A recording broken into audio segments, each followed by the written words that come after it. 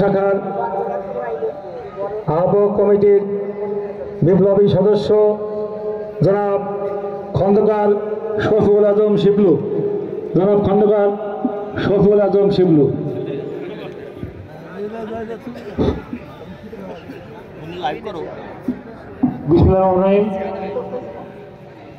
Islampur union BNP কর্তৃক আয়োজিত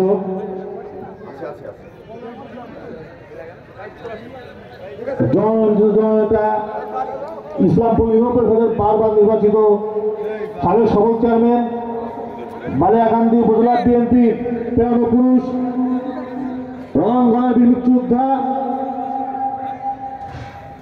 জনাব আবুল হোসেন খানের তত্ত্বাবধানে এবং তারই আয়োজনে আজকের এই ইফতার মাহফিলে উপস্থিত মঞ্চে উপস্থিত নেতৃবৃন্দ, সামনে উপস্থিত আমার ভালোবাসার সংগঠন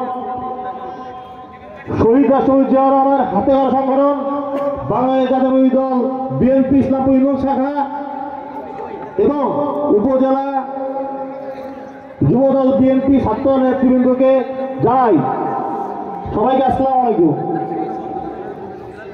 বেশি কথা বলবো না, আজকে দোয়া হবে, নেতৃবৃন্দ আছে মঞ্চে।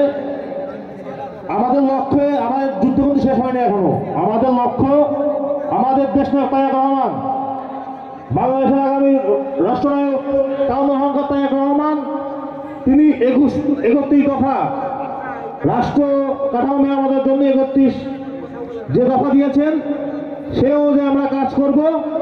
আমাদের অঙ্গীকার হতে হবে এটাই। ধন্যবাদ সকলকে। আসসালামু আলাইকুম। ধন্যবাদ শিবলুকে তার মূল্যবান